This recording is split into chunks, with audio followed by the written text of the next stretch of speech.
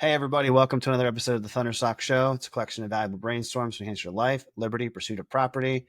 Today's special guest is Glenn Rudin. Glenn is known as the message master. He has sales, marketing, coaching, business strategy background, tons of experience in helping people figure out the right message for the right people, the right time. Glenn, fellow East Coaster, how are you doing today? Thanks for coming Hey, on. Ross, thank you. I so appreciate it. I'm doing great today. It's amazing to be here on your show with you, and hopefully, I've got a couple of good pointers to drop out there to your listening group to help them get from where they are now to someplace better in their business worlds. Looking forward to it. Now, Glenn, it's an interesting first question. If it wasn't for your domain, I would ask you, have you always been creative? However, I think I know the answer. Well, I have always been creative as a young guy, really always inquisitive about stuff. And I noticed early on in my career that I loved bringing new things to people to kind of get them motivated. It might have been things as mundane as reports to give to upper level executives that would impress them on what was going on in the business world. It might have been sales presentations that I were doing internally for my sales staff, things like that. But always creative. And let me just clarify this too for people who are hearing this, because not everybody considers themselves creative because they get the term mixed up in being able to create a painting, let's say for instance, or do sculpture or be a great photographer. Creative to me is just the way you think about the issues and the problems that you come to and the way you go about solving them. And so I would challenge everybody out there who thinks of themselves as non-creative to look at that word and that creative world in a whole new way. Yeah, it's interesting. Creative, think that I agree. I think a lot of people that are maybe not self-labeled as creative, I would also, to your point, I almost failed art class in seventh grade, not for lack of trying, just for lack of being terrible at art. But I still think of myself as creative. What is your superpower when it comes to being creative? What are the things you mentioned earlier about executive reports? At what age or stage in your life did you say, I can label myself as creative? Well, I think this started in my business career, and I think that I've always had this unique ability to talk to either people in my company and or potential clients or actual clients, and be able to see things that they just don't see for themselves. And again, a lot of that is because of this lack of creative thinking. But I can look at somebody, I can hear the kinds of things that they're working on, and immediately ideas start sprouting in my mind. Again, this is now thinking this way for a long time. And I will challenge somebody to say, did you ever think about looking at your business this way? Or did you ever see the possibility that this might be a way that you could grow your business, or a new angle you could take, or new customers you could reach? And more often than not, I get people coming back to me and saying, wow, that was a great idea. How did you think about that? And for me, it really just comes naturally. And I don't know if it's just a natural ability that I was born with to have this vision and see that, or it's some skill that I've honed over time. But I find over and over again this same comment.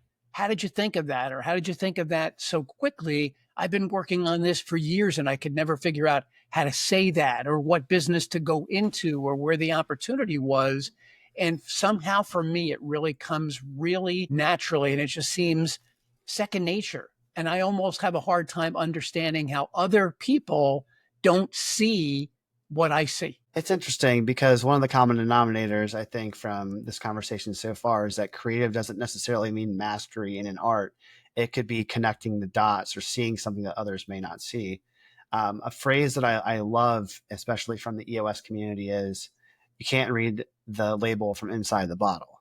And it sounds like that's one of the things that you obviously you have for those that aren't familiar with you, Glenn, that you have a background in consumer packaged goods, CPG. So that phrase probably rings quite true to you when it comes to packaged goods. But it also shows that creative people excel at connecting the dots, right? The unseen dots, the making the bridge between idea to reality. One last thought on that is I have a very good friend who is a traditional creative. He's an artist. And I asked him one time about his process, and he goes, well, I start with the end in mind, put a picture in my head of what I want something to look like. And then I just, with my hands and the tools available, make it real. Tell me, how does that same idea of starting with the end in mind and making either a small business owner's idea or a CPG product launch, you know, what's your process? What's your process? I think you just really hit the nail on the head, Ross. I think somehow my mind immediately jumps ahead to what's possible, to what I see as either a line extension, a brand extension, a new product that somebody could be putting out as part of what they do. As a for instance, if you're somebody who's in the classic, physical training space. So working with a client like that, I would say, I immediately see for you an actual workbook that you could create, PDF form, printed form, whatever it is, something that you could author that has a unique way that you look at exercise, the way you teach exercise. Is that something you've done? And most people will say, I thought about that, or someone suggested that, or no, I never thought of it. And to me, it's just an immediate line extension to what they're doing. In other words, this is something that you could sell 24 hours a day, whether it's off of your website or on Amazon.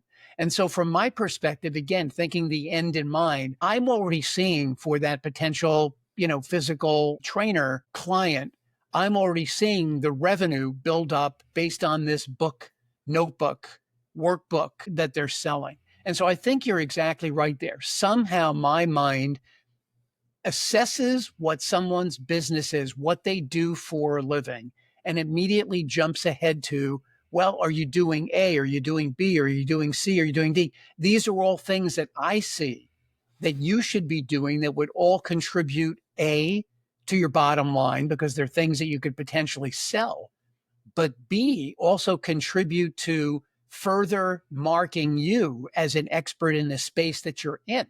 Because when people get introduced to you, and now you've got a podcast or a workbook or a product that you sell that's based on what you do, it makes you that much more well-rounded, that much more in depth in your particular space. And somehow my mind immediately jumps to that for my clients, regardless of where in the process I am with them. That's such an interesting line of thinking.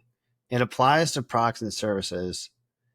How do you, it almost seems like you, if someone has a product based business, if I can make this assumption, you look at how do I, uh, describe or detail out a recurring revenue or like a service element to the product. And if someone has a service based business, how do you productize it?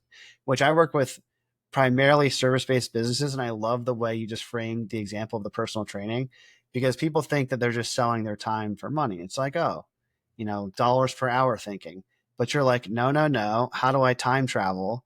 And how do I productize your knowledge so that you can disassociate dollars per hour and make money when you sleep? And I think that's such a, I don't want to say outside the box way of thinking for many people, but it's a liberating way of thinking because it frees them from, oh, I must do X. And you're like, no, you could do X, Y, Z, or A, B, C. Right. And the thing is, once you've already got somebody who buys into whatever it is you do, right, you've already built up, the know, like, and trust factor. And so why wouldn't somebody be interested in a further extension of what you've already helped them with? Now, let's say in my case as a coach, if I can leave somebody with some kind of book or some kind of something that they can do once I'm done working with them, it more or less extends me as their coach for, some time frame going forward, as opposed to just now we work together for 6 months, you've paid your coaching fee to me and we're done. Is there a way for me to extend that further? Should I be offering classes that now take a new skill that I'm trying to teach to people who've already worked with me, right? So there's so many different paths that you can take that down. And yet when somebody is not creative, they more or less just limit themselves to that one-dimensional way that they can potentially work with someone. And for me, I'm always looking for new ways and extensions that that they can rely on to increase their revenue. And the other thing is, once you've already worked with somebody, is there something else along those lines that you can then extend that to? So for me, in my coaching, I one of the things that I love teaching people to do is being a proficient public speaker, because now I'm teaching you the art of public speaking. Now you can use that as a way to go out and build your practice, build your business, because when people hear you speak, naturally they want to follow up. They want to know more about what you do if you're a good public speaker. And then all of a sudden, public speaking becomes something new. Hey, I never thought about making money as a public speaker, let alone using it to help me find clients. Much the same way people like you utilize a podcast, right? Is a podcast right for every single business owner? I don't know. That's an evaluation that we have to make. It probably isn't, but maybe for some, it is something that they could tap into and do on a regular basis to help them grow their businesses. So again, it's just this idea of creative thinking. So for an accountant, is that all you do? Tax returns and the basic bookkeeping functions? Or are there more things that you can do along those lines? Can you create a course on how to teach teenagers, right? How to understand finance? I don't know. I mean, again, the Just an creative ideas, example. just start going. Sure. Glenn, that's such an interesting thing. I was shaking my head for those that are only listening. It's not because I don't think podcasting is good for everyone. It can be, like the asterisk. But one of the things that I try to help people uncover is what's the right way to be creative for you as a personal brand, as a founder, as a even a corporate brand, right? And like you said, Glenn, I love podcasting, and that's probably one of the main reasons why I do it. If I instead of saying podcasting, let's just say drawing pictures, right? Another form of creativity. For some business owners, they're amazing artists. They should draw pictures and then post them on their LinkedIn or their Instagram and write captions and engage with content.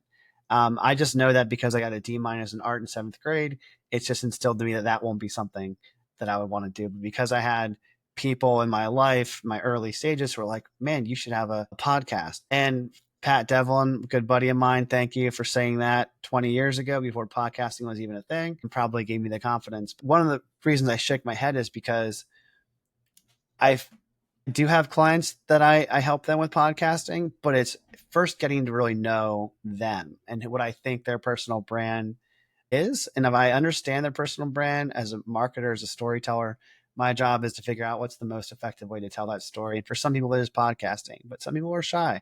So you said something that was really interesting, which is public speaking coaching. I find that studying fear of people, right? And you also do confidence coaching, that many people are afraid of public speaking up there with their fear of death, or for children with their fear of the dark. How do you go about doing both confidence coaching and public speaking coaching? Those two things being close related. Yeah. Well, it's a great question. And just to bring some figures to that, 75% of people have a fear of public speaking. So if that's you, if you're listening to Ross and I now, you're not alone. 3/4 of the population doesn't want to do it, is afraid to do it. They're afraid to get up in front of a group. They're going to make a fool of themselves. They're not confident in the way they speak. So let's take the two of those and break them down. The first one is confidence coaching. One of the ways that I teach confidence coaching is I've got this tremendous list of daily affirmations that anybody can start to incorporate into their daily routine. And just like meditation, affirmations are tremendously, tremendously positive way to reinforce your confidence in yourself by constantly reminding yourself on a daily basis of your value, what you bring to the world, the different things that you've done along the way that will enable you to build your self-belief.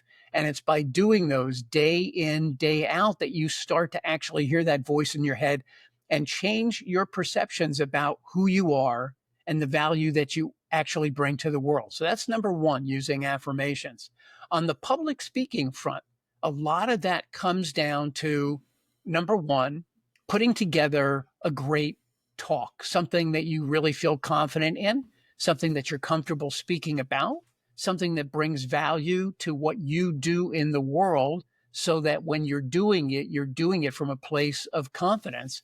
And then a lot of it comes down to wordsmithing, practicing the body language and working on that over and over again, and then actually forcing yourself to get out there and start to do it. Now, no one says that you're going to end up being the greatest orator on the planet or that you're ready for the Harvard debate team, but we normally can take people from a really, really shallow level of being a public speaker and bring them to a place where they are really confident and they do have an ability to get out there and start to exercise their public speaking skills. There's two things I want to comment on. Number one, I love the idea that preparedness breeds confidence, because I think that more than just a state of emotion, I think confidence can be a state of being. Whereas people might feel the anxiety, they might feel fear or might feel nervousness. But if they can look back and say, oh, I know this talk, I know what I'm going to talk about, I'm prepared, you might have the feelings, but your state of being might be kind of normal, right? Like it's okay. You can be both nervous and confident simultaneously if you're prepared. And the other thing you said along the lines of affirmation, the one that stood out to me most, Glenn, was taking inventory of the things that you've already accomplished. Because I find far too often there's a gap. If you're familiar with the Dunning-Kruger effect, there's a gap between people who are quote unquote feeling confident, which could just be a mask of insecurity. And then there's a gap of people that are competent, but not confident. And if you take a personal inventory of the things that you've accomplished and you have a stack of undeniable evidence that you've done things before, maybe not the thing you're currently doing, right? If you've never done public speaking before, you can't say, oh, well, I've got 100 examples of how I've done it successfully.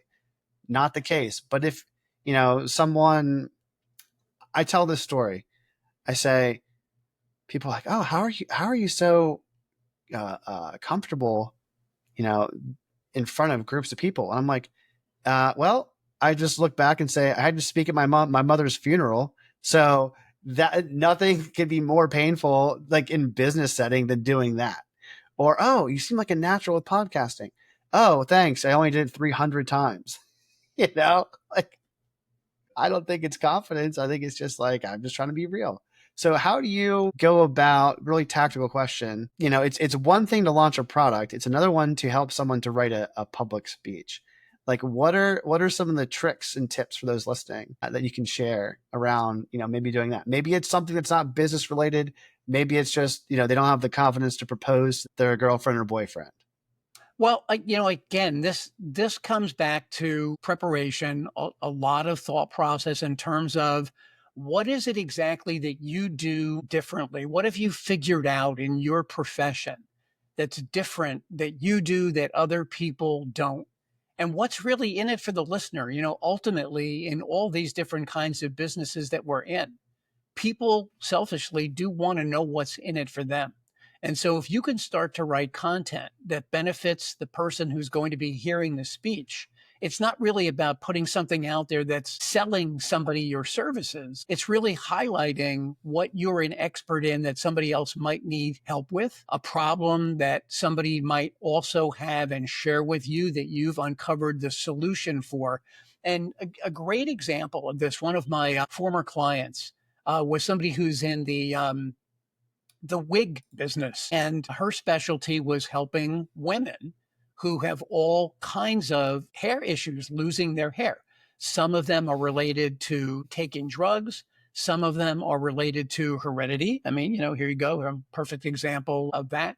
But women in particular who have hair loss issues, much more so than men, there's a real stigma in our world about women who have any of these kinds of issues. And it erodes their self confidence terribly when they don't have hair. And this happens to some men also.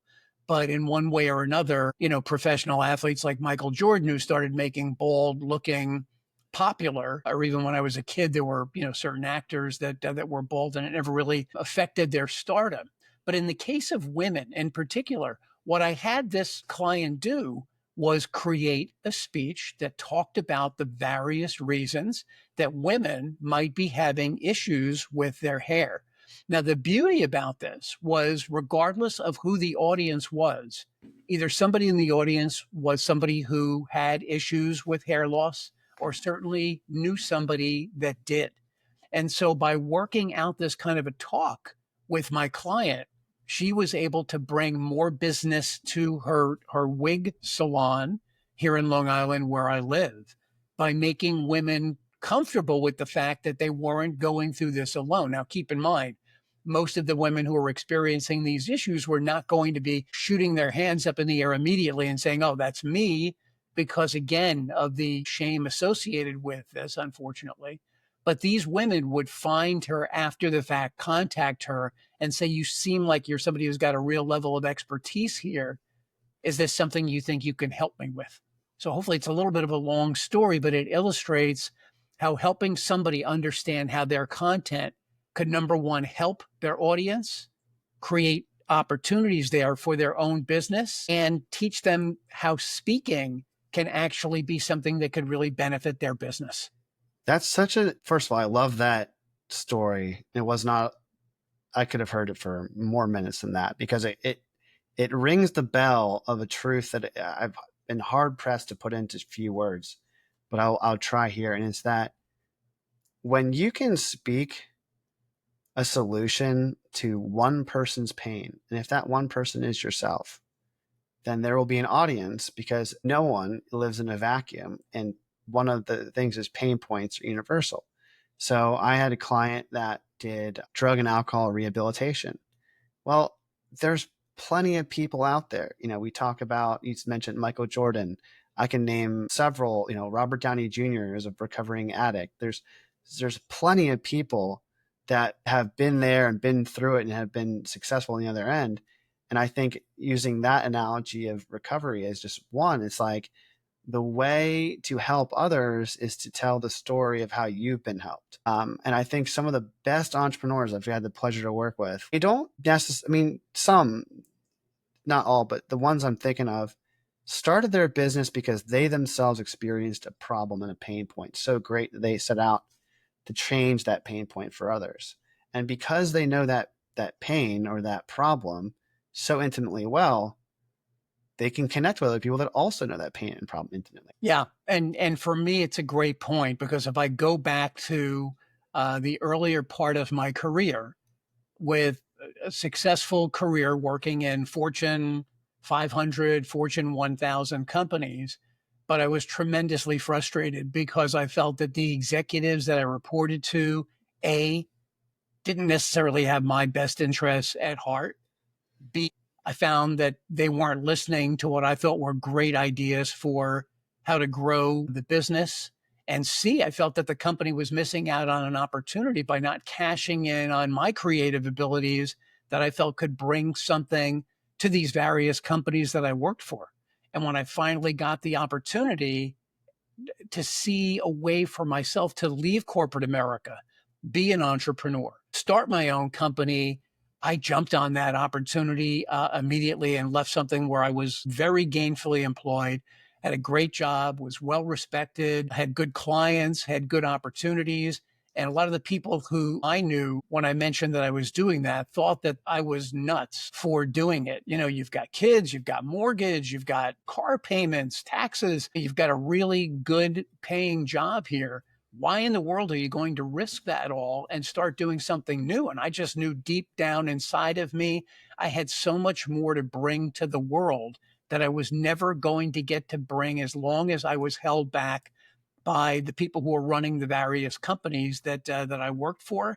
And I wasn't willing to wait 10 years to get into some position in the company where I felt that I'd be able to exercise that creative ability. So I said, you know what? I'm going to trade all this security for really being an entrepreneur and getting out there. And the main thing that I learned, a couple of things that I learned, was one, I was right. I did have great ideas. I did have abilities that were far beyond what I was getting to exercise within companies.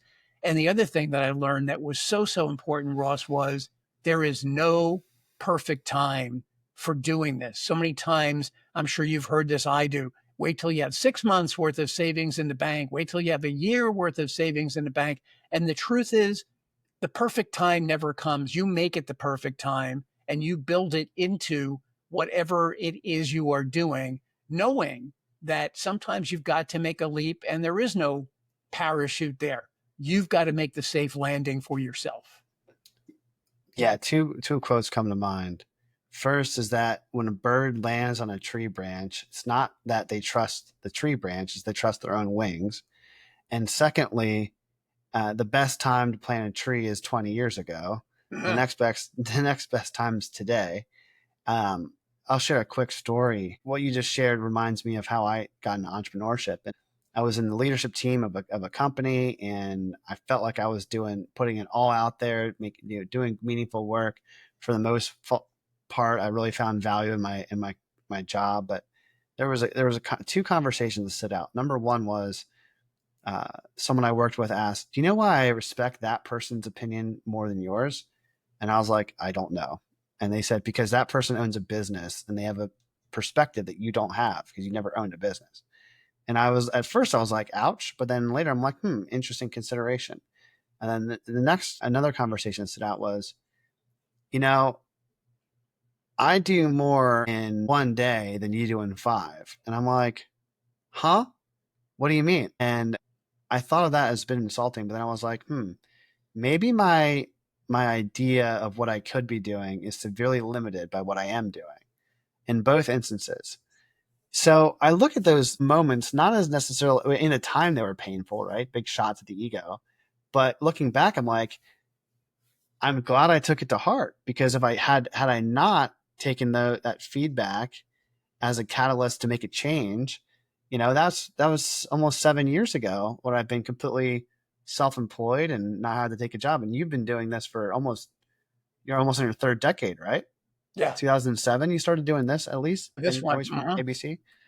So what are your thoughts on timing of when to start? Do you wish you would have started sooner? And what were some of the conditions where you knew it's time for me to make a jump? Because I think there's probably some people listening that are considering, taking a leap in entrepreneurship. So I really value, your perspective on how you Yeah. did it. Well, I've got this quote for myself that I created, which goes something like this: a great idea, if it's not down on paper and it's not shared with people who can confirm it, is really nothing more than a daydream. So if you think you've got a great idea, but it's locked up in your brain and you haven't shared it with anybody, it's a daydream, because it's got to have the light of day. It's got to have somebody else's perspective to look at it. And I'm not saying you want to give away some great secret idea for a business, but find somebody that you trust, who you can tell that idea to, who will either look at you and go, I've been in business for a long time and I just don't think that's going to be possible. Or they're going to say, you know what, I'm not 100% sure, but it certainly sounds like a great idea. Have you done the research in your space to make sure that there really is an avenue there for you to make money? So that's number one. You've got to be willing to put it down on paper or in a Google document and share it with somebody, because otherwise it's just a daydream. Got to really be able to put it out there, really flesh out the idea, make sure that that you know what it is. The second one is, look, there are no guarantees in life, Ross. And even when I made the move that I did, the person that I went to for seed funding or to give me a life to start this business up only gave me a 6-month runway. And I said, what happens at the end of 6 months? And he frankly said, at the end of 6 months, you're out on your what, because I'm not going to support this venture forever. But I made sure that once I had that opportunity, that I pulled all the strings that I needed to get this venture off the ground and never really look back. But it's really a couple of those things that, you've got to have this self-belief. You've got to know your business model actually does have a chance to work, that it can't be something impossible. I mean, hey, listen, I want to be the first person that, invents flying spacesuits. Maybe 40 years ago, somebody would have said, well, that's never going to happen. And now look, 40 years later, those things are almost now probably, pretty close to a reality. But, that's an extreme example. But what is the business that you're thinking of if you're hearing my voice now? Have you really looked at what avenues are available out there? Have you really checked to see what the levels of competition are to make sure that when you do this, it's not already being done? And how different is your idea than what's already out there? And always keep this in mind. This is another one of the ones that I always love to remind people of. Regardless of how good you think your idea is, just being new is not good enough, because keep in mind that we've lived without whatever your venture is for 2025 and a half years. And chances are we can probably live without it for another couple hundred years at least. But you still need to take the time to put it out there, show us what's different about it, and let us know why your business venture is going to mean something versus all the other businesses that are out there in a similar space. 2 points on that I want to dig deeper into.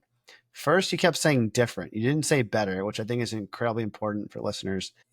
It's much more honest and realistic to prove different than it is to prove better, because better could be, well, one could be cheaper, faster, higher quality, whatever you want to call it.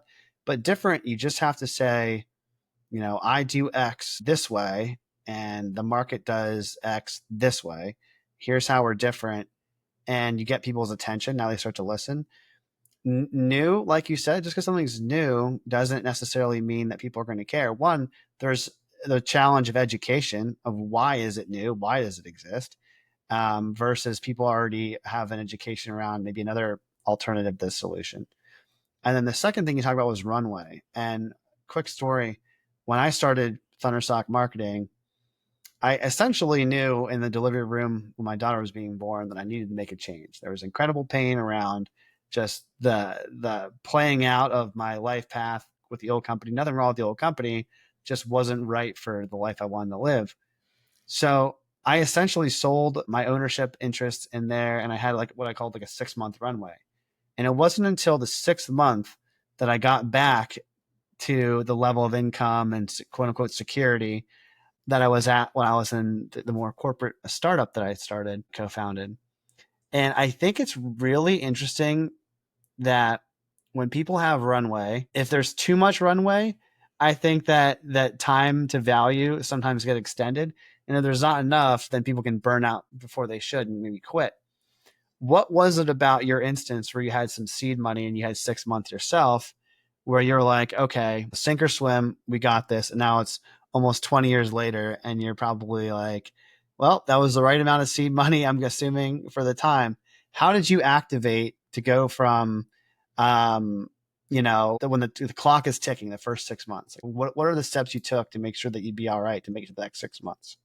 Yeah, well, for me, and I know this is going to sound, I don't know, unrealistic, but failure was not an option because of the pressure that I did put on myself leaving the job that I had had. That's number one. Number two, once given the opportunity, then actually having the vision of pulling together the team that I needed, the creativity that I needed, all the things that I had learned up to that point that I knew I had the ability to exercise, but just had not been given the chance to do. This was now my chance to make all of those things actually happen. And, the key there in making this happen was a presentation meeting done to the first client, or for the first client that this new business venture was going to have, and putting everything into that so that we knew that when the presentation was done, we had done every last thing that we could do to win that client over and not leave any room for mistakes or shoulda, woulda, couldas on the table. And it was that good of a presentation based on all of what we put into it, knowing what was at stake, knowing how big the reward could be on the other end. So we didn't spare any expenses in the presentation that we put together to make sure that there was no margin for error with the client saying, yes, we want to work with you, or no, we don't. And even with all that, when that presentation was done, the three people who were representing the client, in this boardroom with us said, we need a couple of minutes to talk this over. And myself and the other principals of this company that I put together sat there. And of course, regardless of how good the presentation was, how over the top it was, we still didn't know exactly what the client was going to say when they came back into the room. So, you do the very best you possibly can. But even at that level, Ross, it's still not a guarantee, right? But you just need to know that whatever it is you're putting your time into for this new venture, there is no looking back. And so for the amount of time it takes for you, you were saying, it took 6 months and then it really clicked. Sometimes it could take a little longer. Sometimes it could take a little less. But here's the real important lesson there. If you're going to do this, if you're going to take this on, just realize there are things that you don't know. And to me, this is a really important lesson. This is where hiring a coach or hiring a creative or hiring somebody to do your website or hiring an accountant, hiring somebody who's got expertise in an area that you don't, who can really fill in the blanks for you. Because otherwise you could really struggle in certain areas. And I know in my case, this is really true. If you don't get the message right, and again, there are other coaches out there that will help you with this beside me. But if you don't get that message right, then right off the bat, you are starting by handicapping your business in a way where you might never recover from what you're trying to do. So it's really important. The bottom line is to know what you don't know and find somebody who can help you with that. And it might be the most important investment that you ever make in your business. Perhaps the second most important investment you ever make in your business is the book that you wrote, Glenn, A Brand in Your Hand. Can you talk to me a little bit about the genesis behind? So when I first endeavored to write a book, and here again was an opportunity to extend my word in the marketplace, my reputation in the marketplace as an already paid professional speaker. What a lot of speakers do, and what I was advised to do, is to take one of my keynotes and just reduce it to writing, and that would be my first book. And I actually started doing that. It was tips on how to create a great elevator pitch, tips on how to improve your personal brand. And I did. I wrote 52 tips like that and thought to myself, this is just not really creative enough for a guy who considers himself creative, for a guy who owns a business called Always Been Creative. And so I started thinking, what could I do that would be really, really different? And having been a fan of Dr. Seuss books when I was a kid, and continuing that as a dad, I used to read those Dr. Seuss books religiously to my sons when they were really young. And as a matter of fact, when they both graduated from law school, I purchased the Dr. Seuss book, Oh, the Places You'll Go, for them, which was a great gift to give, and for them a great gift to get. And I personalized that, and I decided, that was really the last book that Dr. Seuss wrote, and it more or less left a space, a void for, okay, oh, the places you'll go. Now, what do you do when you get there?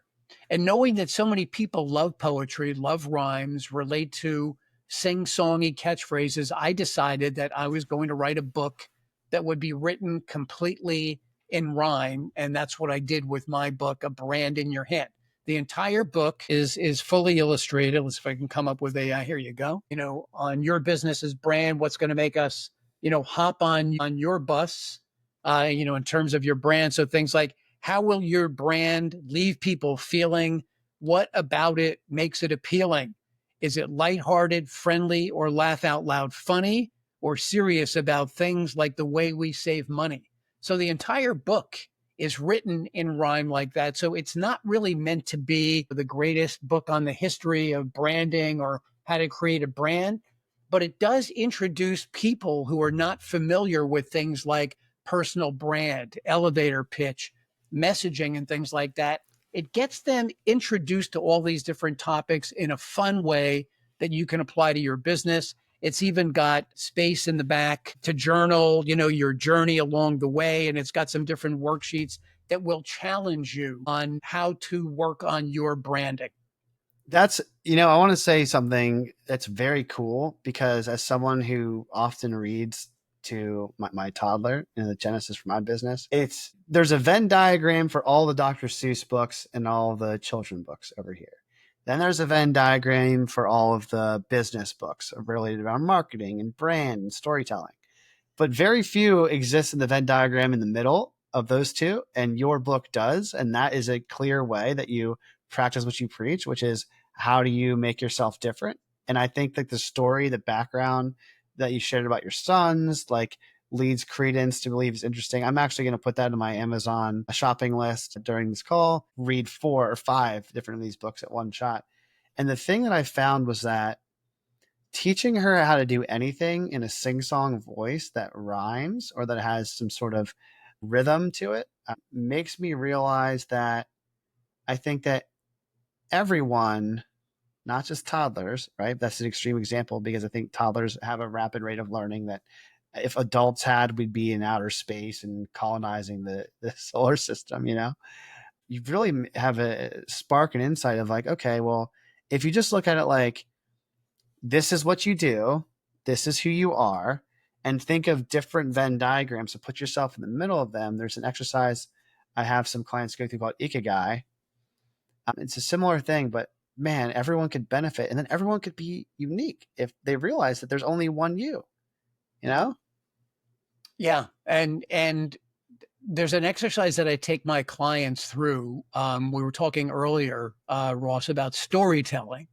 And one of the exercises is called mining your history for storytelling gold. And when I tell people that I want them to start doing this so we can really gain a deeper understanding into who they are and why they love what they're doing is by going back through the course of your life. Now, for some people, what they're doing now, they just decided, my both of my sons wanted to be lawyers from an early age. I don't know why, but they did, and they followed through on that. But a lot of other people don't really know what their passion is. And yet, if I force them in this exercise to go back and look at their lives, regardless of how old, if I'm working with students from my alma mater at the University of Maryland, or if I'm working with clients right now, why are you doing what you do? What in your life influenced you to want to be who you are right now? And very often there is some key moment in their childhoods, in their lives, something that happened to them. Maybe their family was tremendously poor, and they realized early on they never wanted that to happen to their family, so they learned all about how to invest.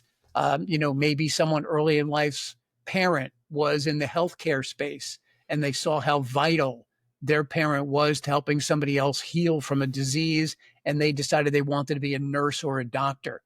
Whatever those stories are for you, very often we forget them because they happened 5, 10, 20, 30 years ago. And what people realize, the light bulbs turn on for them when they start thinking about these stories. And they're like, I forgot all about that.